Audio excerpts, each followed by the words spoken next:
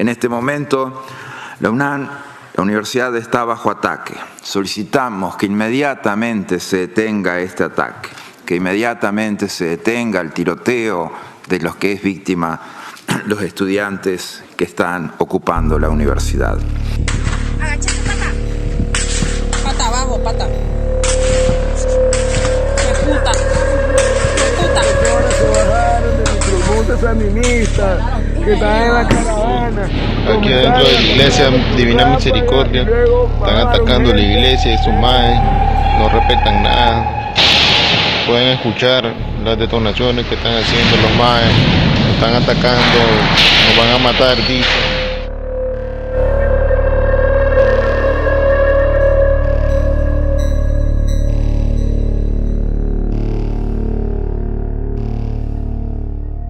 El 13 de julio, ¿cómo te puedo decir?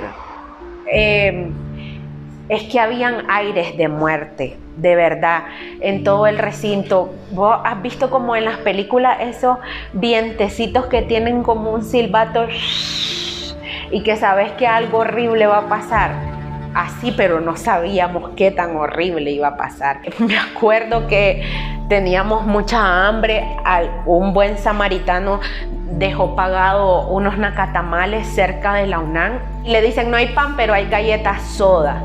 Entonces es que me recuerdo que cuando abren la galleta soda, vos sabes que tiene como un sonido particular y él se lo empieza, portón 5, ¿quién está ahí? Ataque. Y en eso oímos, brum, brum, brum, brum, brum, brum, brum. Pero o sea, como que estaban disparando un arsenal.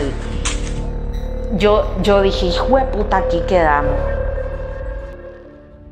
Me acerqué a la UNAM con el único interés de llevarle comida y ropa o algo que podría dar para los demás muchachos a mi hermano. Pues al llegar y ver que todos eran jóvenes, todos eran chavalitos, los que estaban ahí de 15, habían niños protestando y tenían como bien claro lo que estaban gritando. No, ya para esa fecha no era cuestión del seguro social, sino que iba más allá, no, ya habían asesinado personas, gente de diferentes sectores de la sociedad civil, los chavalos del barrio que están jugando, a los que incluso algunas personas conocen como pandilleros, como delincuentes, estaban ahí con una visión clara de defender los derechos, que sabían que nuestros derechos humanos estaban siendo atropellados. Entonces, sí, al inicio en su mayoría eran estudiantes, pero al final se unieron personas de diferentes sectores.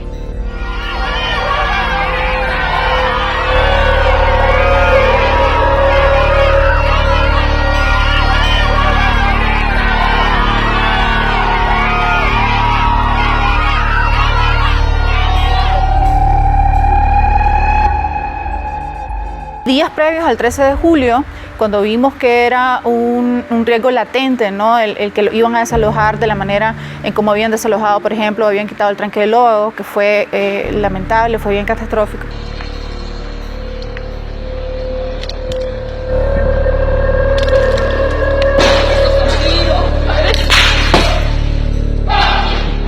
Don Iván, por favor.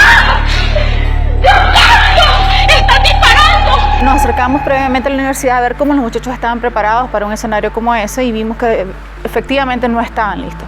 Entonces, en esa reunión les dimos la opción, ¿verdad?, conversando con ellos, si querían tener una reunión con la Comisión de Verificación y Seguridad que había salido del diálogo y que estaba encabezada por la Iglesia Católica, y ellos dijeron que sí. La Conferencia Episcopal nos ofrece que hagamos un acto de entrega y que grabemos en el canal católico, grabemos las instalaciones y digamos, estamos entregando la UNAM en excelentes condiciones. Dijimos que ok, pero que íbamos a ir a hablar con los muchachos. Nos dijeron, no tienen mucho tiempo como para ir a convencer a los chavalos. Hablamos con los chavalos y demás, y obviamente había una parte muy asustada que dijo, aquí no vamos a hacer nada porque no tenemos comida, y hay otra parte que sigue en resistencia y dice, aquí me quedo hasta que me peguen un balazo en el pecho. Había una sensación de no querer abandonar la lucha y el símbolo de lucha para ellos era la UNAM, ¿verdad?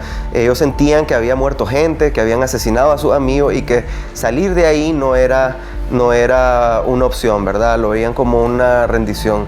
En ese momento obviamente se involucró mucha gente a intentarlos convencer, a hacerlos entender que su vida corría riesgo. En todo momento estos intentos por el diálogo que iba a garantizar su seguridad fueron boicoteados por la dictadura. Casos específicos, falsos ataques, ellos mismos filtraban como que iban a atacar la UNAM para que los muchachos, en vez de poder estar en una actitud dialogante, una actitud para platicar con las demás personas, estuvieran en una actitud más defensiva. La UNAM, el recinto principal, es muy grande, entonces había que cuidar todos los puntos y por eso pues se designó como un encargado. En ese tiempo le decíamos líder de portón, se asignó un líder de portón. Entonces por los 6 portones de acceso para entrar a la universidad había una cantidad de gente resguardando el punto, alguien que organizara esa gente, alguien que se encargara de darle alimentación, medicamento, ropa y todo lo demás a esa gente. Y habían liderazgos de chavalos que estudiaban en la UNAM, que eran líderes de todos los portones, digamos, participaban. Estábamos en esta reunión redactando esta carta de entrega, ¿no?, de la universidad que iba a ser enviada. Y lamentablemente esa carta no se pudo ni imprimir porque el ataque empezó casi de inmediato que estábamos en la impresora. Entonces nunca se pudo ser enviada. Los muchachos se empezaron a congregar de regreso en la universidad, ¿verdad? Cuando empezaron a rodear.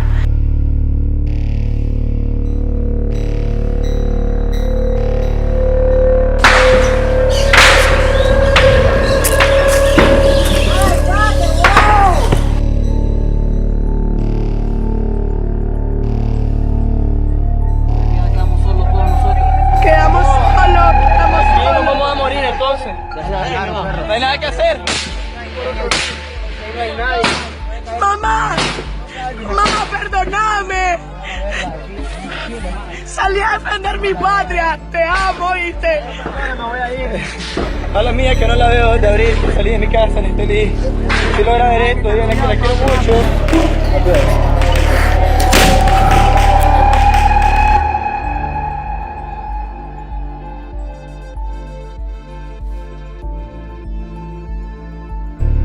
Quedé sola en el puesto médico. Eso de sola fue que casi se me salía el corazón. Y recuerdo que estaba conmigo la Alejandra. Y ella me dice, acompáñame a hacer un en vivo, que no sé qué, en el 3er piso del Cigeo. Y la acompaño. Me subo con ella y realmente no estuvimos ahí ni 5 ni 10 minutos cuando del lado de Invercasa, no sé si realmente en ese edificio estaba el Franco, no sé de qué lado estaba, ahí pegó como, pues nosotros, yo supongo que fue un disparo. Y eso nos hizo bajarnos rapidísimo, al final no hizo el en vivo, nada. En el Arlen ya no se podía atender porque estaban atendiendo, pero casi acostados porque las balas ya estaban entrando en las casitas. Y ya se escuchaba pues de que teníamos que retirarnos. Llegó la Solórzano y pues realmente la Solórzano hizo algo súper importante ese día, que realmente nos dio valor porque ella, recuerdo que me dijo, flaca, yo de aquí no me voy si no me voy con los chavalos de la Rotonda. Y entonces yo le dije, está bien, aquí nos quedamos. Y recuerdo que la Solórzano se movió, cuando miré llegó la camioneta del padre, no sé cómo intervinieron ahí, solo sé que él bajó con Levi, la Solórzano y el padre a sacar a los muchachos de la Rotonda. Vimos la necesidad de evacuar la universidad. Cada vez las balas se escuchaban mucho más cerca. Entonces, con los vehículos que ahí estaban, con un camioncito, un microbús de la universidad, empezamos a sacar a los muchachos, a montarlos en los vehículos. Mucha gente de afuera, cuando todavía había acceso, también empezaron a sacar a personas heridas, que le dimos prioridad a esas personas. Le fuimos a tocar la puerta al padre Raúl de la Divina Misericordia para que nos dejara entrar y nos abrieron las puertas completamente de la iglesia sin pensarlo. Y ahí fue donde empezamos a llevar a todos los chavalos que salían en el busito, que sacábamos en los carros que habían disponibles. Y luego los muchachos fueron llegando por sí solos, que estaban escondidos en los montes, etc. Y se fueron congregando en la iglesia. Entré por el sector de el supermercado Portas. Cuando yo llego al bulevar veo que ya los jóvenes estudiantes van con sus lanzamorteros, ¿verdad? Y a pecho descubierto en dirección de la Divina Misericordia hacia el Terraza. Media cuadra de distancia empezaron a sonar los disparos en sentido contrario. Entonces supe, ¿verdad?, que había pues policía en el Terraza y que desde ahí estaban disparando a los muchachos. Escuchamos que hay una voz que decía, mejor regresemos. Entonces, bueno, yo sencillamente los seguía a ellos y regresamos hasta el punto de entrar al parqueo de la iglesia. Logré ver una fuerte barricada. Todo esto está rodeado de jóvenes, hay mucha nerviosismo, ¿verdad? Hombres, mujeres, jóvenes que están ahí. Cuando nosotras llegamos ya a la Divina Misericordia, estábamos la mayoría, hicimos una oración con el Padre y todo, le pedimos a Dios por nuestras vidas. Y en ese momento todo se había calmado, fue por un momentito, ya empezó el ataque como a las 6 y solo se detenía a cargar. Entonces era entre nosotros con mortero, ellos con su arma. Y ahí es donde entonces básicamente se comienza a como consolidar el único espacio que era la ADM como el bastión de resistencia para los que estábamos ahí, porque entonces es donde se agrupan toda la gente de los distintos portones o puntos dispersos, se agrupan en un solo lugar y lo que hacemos es bordear el área con obstáculos para nosotros resguardarnos dentro de ella, sea con barricadas improvisadas, con sillas, con bancas de la misma iglesia. A la derecha del parqueo, ¿verdad?, que es donde estaba la casa cural. Esa casa cural estaba atestada de jóvenes heridos. El olor a sangre es algo que no se me va a olvidar nunca, pues. Y ahí yo tuve un primer impacto bastante brutal en el sentido de que habían jóvenes estudiantes, ¿verdad?, con la pierna, con un balazo que le atravesaba, pues, y la pierna expuesta. Jóvenes que estaban vendados, sangrando todavía, que tenían heridas fuertes y habían unos médicos asistiéndolos. Cortaron la energía eléctrica, cortaron el suministro de agua, no teníamos energía eléctrica, no había comida, ¿verdad? La iglesia no se había preparado para tener esa noche a 150 chavalos, no había medicamentos. No había nada, ¿verdad? Nos tocó ahí refugiarnos en la iglesia. Sentimos, en todo caso, cuando cayó la oscuridad, una primera andanada de metralla fuerte, nutrida, ¿verdad? Disparada indiscriminadamente frente a las instalaciones de la iglesia, contra la barricada, contra las casas adyacentes. Estaban unos periodistas internacionales estadounidenses que, hasta donde recuerdo, había recibido una llamada explícitamente de parte del gobierno de que lo único que iban a permitir era la salida de ese periodista, porque obviamente el asesinar a ese periodista iba a incurrir en otras acciones que el gobierno prefirió evitarse en ese momento. Entonces nosotros estábamos resguardando esa entrada porque además de sacar estudiantes, podíamos también salir personas con el periodista, porque yo me imagino que era el único que quería abrazar al periodista y decir, pero me llevas con vos. Entonces tan pronto se logra la salida del periodista, nosotros nos quedamos obviamente muchísimo más preocupados porque sabíamos que lo único que podía detener el ataque por ese lado de la universidad era el periodista que estaba ahí, porque la orden había sido clara, solo esperamos que este brother se vaya y el bacanal sigue.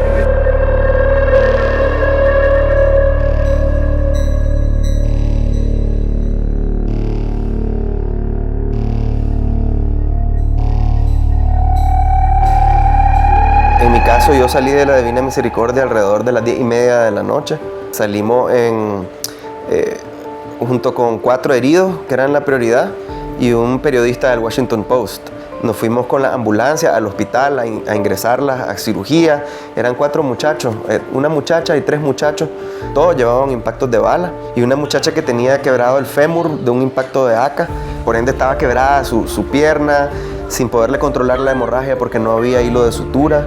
Y por muchas horas además, porque a ella la habrán herido a eso de las 4 o 3 de la tarde. Imagínate que logramos salir de ahí hasta las 10:30 de la noche. En ese momento yo lo que recuerdo es que salió el padre Raúl, que tuvo que salir con una lamparita, con su celular alumbrándose para que lo vieran y no le dispararan, y con una escoba para barrer miguelitos que estaban en la calle. Ese momento fue bien icónico porque estaba todo en penumbra y lo único que se veía era el aura de la luz del padre Raúl alumbrándose a sí mismo con una bandera además blanca, simbolizando que no era peligroso, que no iba a atacar a nadie, y la escoba barriendo los miguelitos para la entrada de la ambulancia y la camioneta donde venía Monseñor Avilés.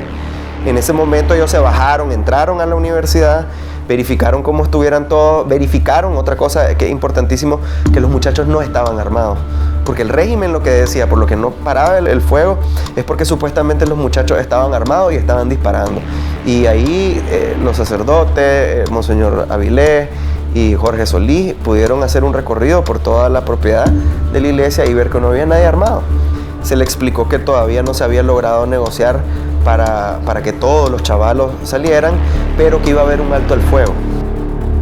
Nosotros íbamos hacia el Hospital Metropolitano con la ambulancia, saliendo de la Divina Misericordia. Al término de la distancia íbamos por Galería, cuando ya nos estaban llamando de adentro de la iglesia que habían reanudado el fuego los paramilitares y los policías. Empiezan a disparar, pero o sea, que mirábamos las balas pasar por las ventanas, pling, pling, pling, aquellas ventanas quebrarse porque eran de vidrio, las persianas caer. Y yo siento un pencazo porque yo estaba así y se me tiran encima. Y luego de que pasó, de que hubo un momento de calma y que dejaron de disparar tan intensamente como empezaron a hacerlo, me di cuenta que tenía encima a mi hermano, a Carlos Andrés, y me dijo, prefería las balas en mi espalda que en tu cabeza.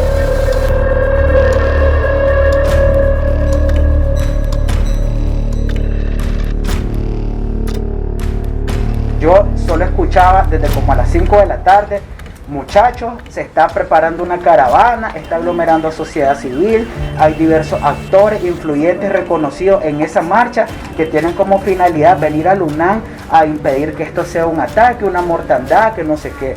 Cuando nos dicen eso a nosotros teníamos por lo menos 3 horas ininterrumpidas de estar en ese traqueteo.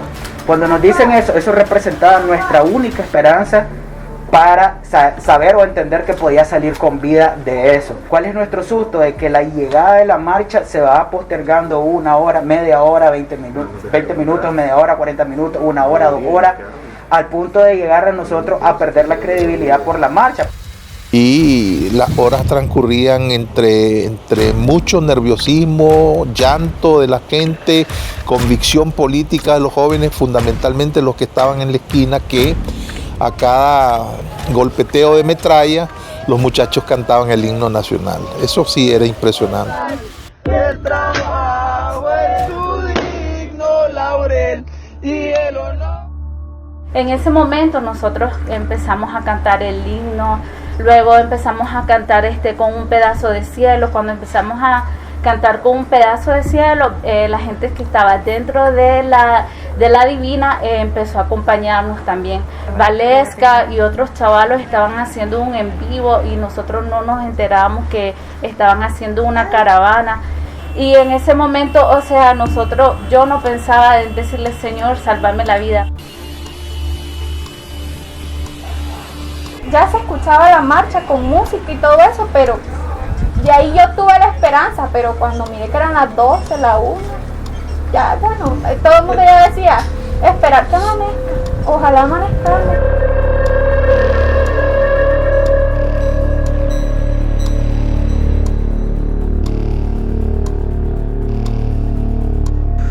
Yo acudí al llamado que se hizo que se fueran a caravana. Y me acuerdo que encontré patrullas, las caravanas de la muerte con esas Hilux. Yo recuerdo que llegamos por donde está el semáforo de lo que se conoce el Terraza. Entonces ellos tenían bloqueado y hay incluso imágenes y yo estaba ahí, digamos, acompañando como uno más a la gente que se sumó, porque recuerdo que fue significativa la presencia de gente que llegó a clamar justicia, que no los mataran. Ellos tenían cruzado patrullas y la presencia numerosa, y hicieron como una especie de anillo inexpugnable de represión, con agentes vestidos de policía y gente de civil. Y ellos se apostaron, se ubicaron en diferentes puntos estratégicos para consumar ese ataque criminal.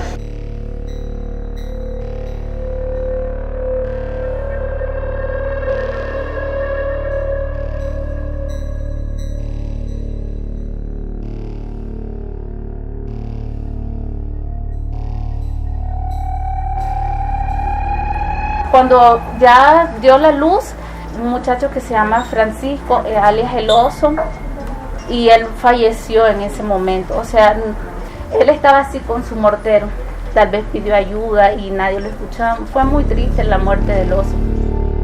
Hubieron un montón de heridos. Yo realmente no te sé decir número exacto de personas heridas de impactos de bala. Hubieron dos personas que perdieron la vida. Gerald Vázquez, que lo conocíamos cariñosamente como el Chino, y Francisco Flores, que lo conocíamos cariñosamente como el Oso. A las 5 de la mañana dijimos, nosotros sobrevivimos la noche, pues la madrugada. Ahora falta este nuevo día. Mucha gente estaba exhausta, tendida ahí, ¿verdad?, durmiendo, ¿verdad? Otros estaban con histeria, ¿verdad? Había mucha histeria, mucho nerviosismo. Los jóvenes seguían cantando el himno.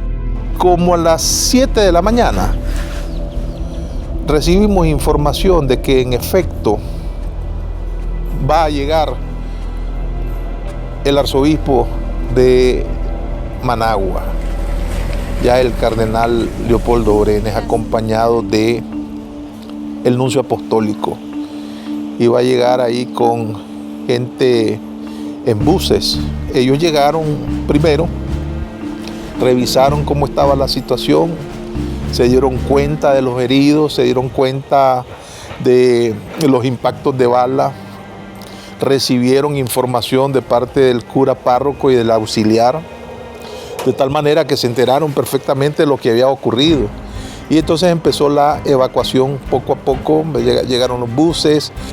Pues pude notar que yo voy 3 vehículos atrás de la caravana de buses, que la gente salía a su paso a recibirlos con mucho orgullo, con mucho entusiasmo, ¿verdad?, con mucho cariño a sus jóvenes estudiantes, que los miraban como unos héroes. Cuando nosotras salimos fue un momento muy emotivo, porque, o sea, saber que estás con vida, pero que murió el Chino, que murió el Oso, fue como un montón de emociones juntas, y la verdad, pero sí fue algo muy bonito cuando nosotras íbamos en la calle y toda la gente nos saludaba, había buses que iban de los departamentos que nos saludaban, había carros que nos iban siguiendo, y al llegar a la catedral fue un momento muy emotivo ver cómo toda la gente estaba literalmente llorando por nosotros.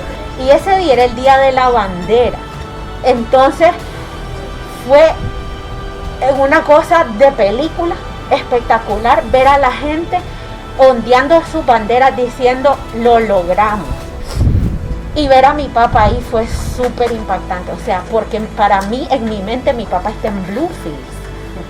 Yo no tenía ni la menor idea que ese hombre, yo no sé cómo hizo, no sé a quién le pidió el cupo, porque él no tenía reserva para agarrar primer vuelo a las 6 de la mañana y llegar a Managua. O sea, yo pensaba que estaba viendo un fantasma, una cosa para pellizcarme, pero cuando yo miro, sí, es mi papá. Estoy desconcertada, hermano. Yo no sé cómo estoy viva, cómo estoy ahí. Los celulares están apagados, porque no teníamos batería. Y entonces mi papá me abraza, me devolvió la vida. O sea, en ese momento yo dije, estoy viva.